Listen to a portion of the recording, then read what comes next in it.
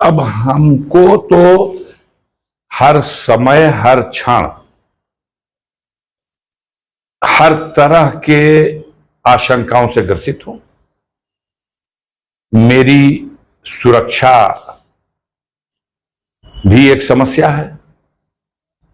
मेरे साथ कोई और षड्यंत्र रचा जा रहा होगा, ये भी आशंका है। और हमें मालूम है कि हम जिन ताकतों के खिलाफ संघर्ष कर रहे हैं, उनको बहुत दर्द है कि सब करने के बाद भी ये पस्त नहीं हुआ।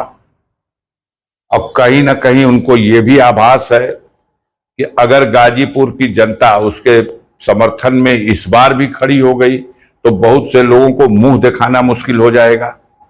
इसलिए किसी तरह की कोई भी योजना बन सकती है, षड्यंत्र हो सकता है, लेकिन उस आशंका में मैं टिड्डी थोड़ी हूं कि पैर आसमान की तरफ उठा दूं कि ऊपर से जब आसमान गिरेगा तो मेरा पैर रोक लेगा। जब होगा, जो लिखा होगा वो हो जाएगा, वो टल नहीं सकता। और जो लिखा नहीं है तो वो हो नहीं सकता। साजिश हो सकती है, मारने वालों से बढ़कर होते हैं बचाने वाले। पेट्रोल बॉन्ड अब घोटाले का कांड बन चुका है।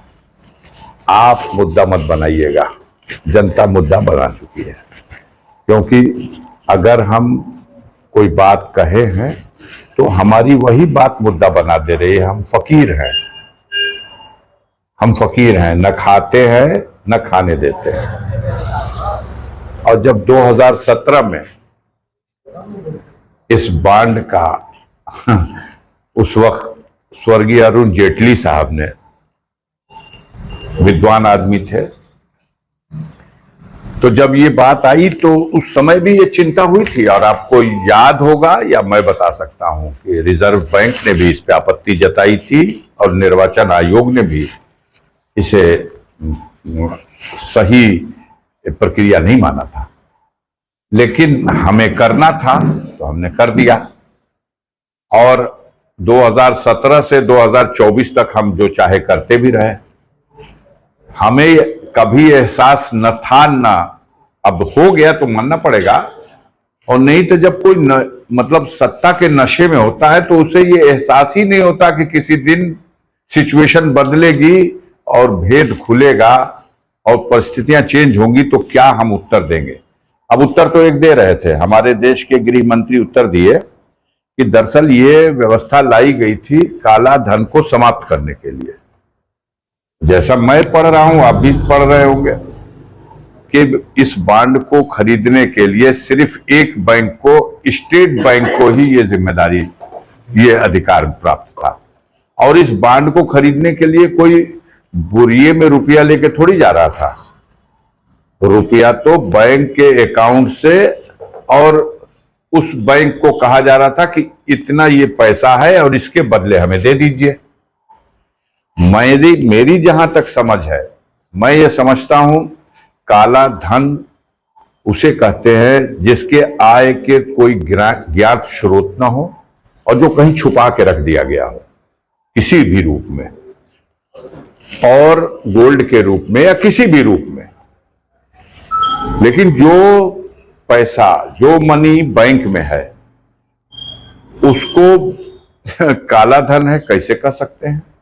क्योंकि बैंक में है और इतनी बड़ी बड़ी रकम बैंक में है, तो वो तो हमारे देश में कानून में ये व्यवस्था है कि इनकम टैक्स ऐसे सारे अकाउंट और ऐसे सारे धन पर निगरानी रखती है। उसके लिए और ज्यादा सतर्कता बरतने के लिए ईडी अस्तित्व में आ चुकी थी। तो सबकी निगाह है। आप ही के बीच की एक पत्रकार, महिला पत्रकार, उसको मैं सैल्यूट करना चाहता हूं कि देखिए, पत्रकारों में भी भीतर एक अजीब तरह का कीड़ा होता है। अन्यथा न लीजिएगा, कीड़े से तात्पर्य कुछ और नहीं। कीड़ा होता है कि वो हर चीज को शक की निगाह से देखे और उसके तह में पहुंचने की कोशिश करे। और यही परिणाम था कि उसने बॉन्ड खरीद लिया, उसको चेक किया, कुछ नहीं, जैसा बताया गया था बिल्कुल उसी का रूप है। फिर भी उसके भीतर वाला कीड़ा जो है उसको काटता रहा और उसने जाके फोरेंसिक जांच करा दी और रहस्य खुल गया कि इसमें एक गुप्त नंबर भी है। वो देख नहीं सकते आप, उसने प्रयोगशाला में जाके देख लिया। तो इसका भंडाफोड़ करने में आप ही की बिरादरी की महत्वपूर्ण भूमिका है। बाद में कानूनविद इसे न्यायालय तक ले गए और अंतोगत्वा हमारे देश के स्वतंत्र न्यायालय ने एक बार फिर आम जनता का विश्वास न्यायपालिका के प्रति और मजबूत कर दिया, जब सॉलिसिटर जनरल और सारे वकीलों और सरकार के पक्ष रखने वाले वकीलों की सारी दलीलों को खारिज करके और एसबीआई को कहा गया कि आप दीजिए इसका लेखा जोखा इलेक्शन कमीशन को, और इलेक्शन कमीशन से कहा गया कि आप लाइए, हमको दीजिए और सार्वजनिक कीजिए देश की जनता के लिए। अच्छा लगा, सबको अच्छा लगा।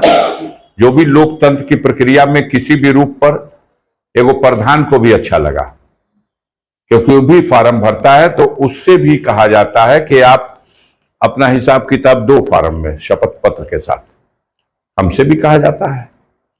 लेकिन अभी बड़े बड़े पार्टियों को करोड़ों करोड़ों में चंदा मिल रहा। अरे अभी बात करने की रह गई है।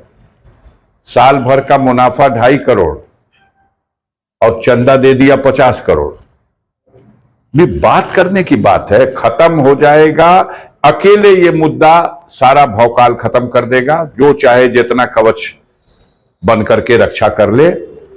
लोग देख रहे हैं कि पाकिस्तान की कंपनी ने भी चंदा दिया।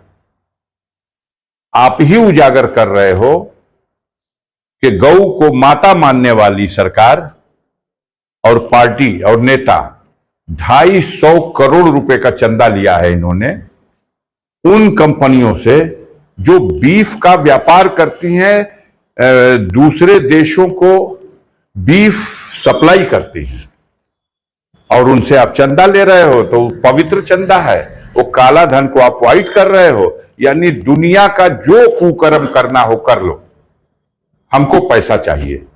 ये बांड नहीं है, घोटाले का कांड है और बेनकाब हो चुके हैं लोग। रोज इनके चेहरे से परत दर परत नकाब हटता जाएगा और आप देख लीजिएगा आने वाले दिनों में ये जो जितना सर्वे है, ओपिनियन पोल, एग्जिट पोल, कौन कौन जितना पोल है, ये पोल दिखाते रह जाएंगे और जनता पोल अपना कर देगी।